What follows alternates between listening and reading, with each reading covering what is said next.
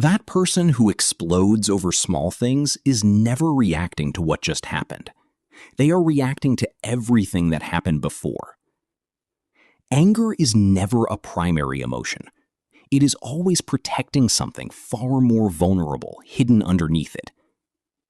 The anger iceberg. What you see above the surface is rage, and what lies below is grief, fear, shame, and rejection. When someone attacks you in anger, you are almost never the actual cause. You merely triggered what was already loaded inside them. Chronic anger is not a personality type. It is a symptom of a nervous system that was never taught how to discharge safely. The amygdala, your brain's threat detector, cannot distinguish between a physical predator and an emotional wound.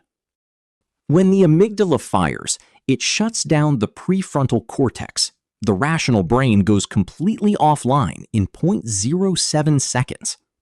During an anger response, cortisol and adrenaline flood the body, preparing it for a physical fight that never actually comes. Chronic anger keeps cortisol permanently elevated, which damages the heart, weakens the immune system, and impairs memory over years. Anger triggers a dopamine rush, which is why some people become neurologically addicted to conflict and outrage. Sustained anger suppresses serotonin, the mood stabilizer, creating a chemical spiral where anger produces more anger. Unresolved childhood shame is one of the most common hidden fuel sources driving adult rage.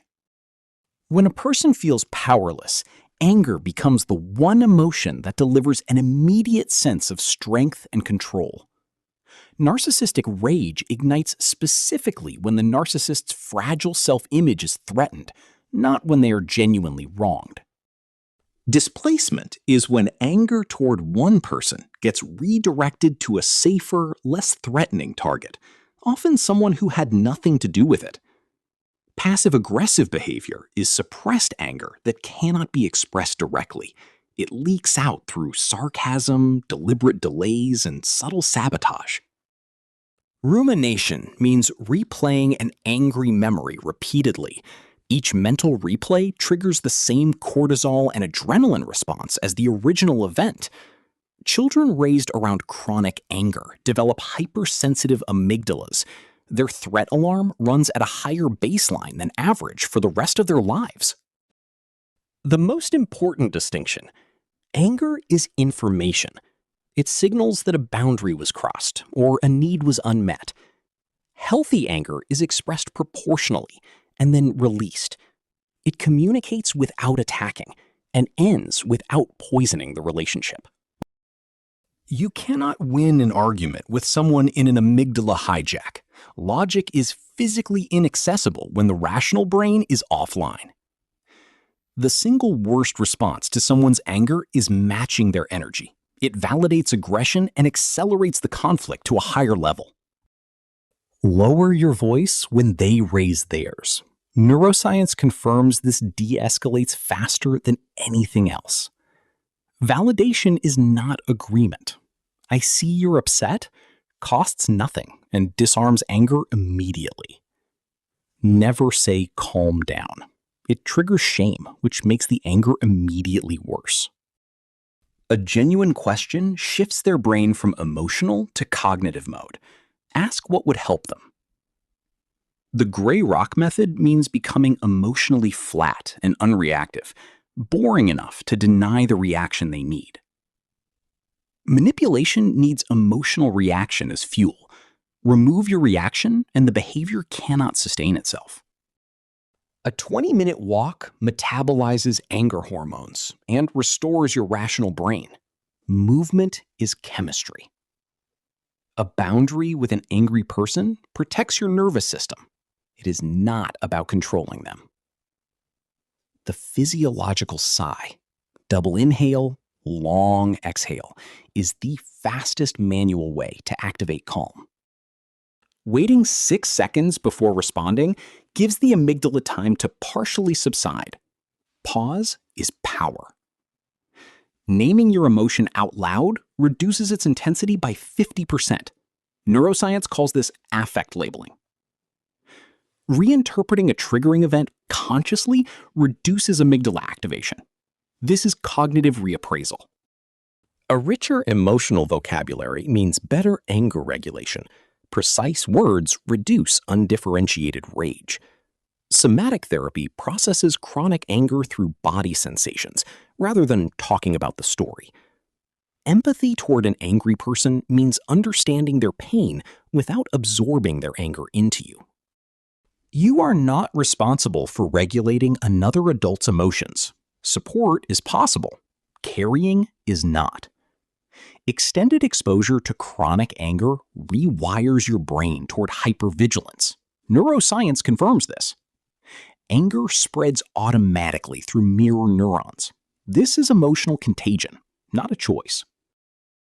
Forgiveness releases your own body from stored cortisol. It is for your nervous system, not for them. Caregiving for a chronically angry person can produce secondary trauma symptoms in the caregiver. When anger includes control, isolation, or fear, it has crossed from an anger issue into abuse. Staying regulated yourself is the most powerful influence you have on a chronically angry person. Chronically angry people are also chronically exhausted. Sustained high cortisol depletes their energy. People who cannot access sadness often express unresolved grief as rage. Anger and grief share a root. When you get angry at their anger, emotional contagion has hijacked your amygdala. Notice this. Distancing yourself from chronic anger is nervous system preservation. It is not abandonment. Every angry outburst contains a hidden message the person could not express in words. Listen beneath the volume. Anger directed at you is rarely personal. It is borrowed pain placed on the nearest available target. The angrier a person appears on the surface, the deeper the wound hidden underneath. This is almost always true. Asking what happened to you instead of what is wrong with you changes the entire interaction. People who are hardest on themselves struggle most with chronic anger. Self-attack and other attack share one root. Healing from chronic anger means developing the courage to feel the vulnerability that anger was protecting.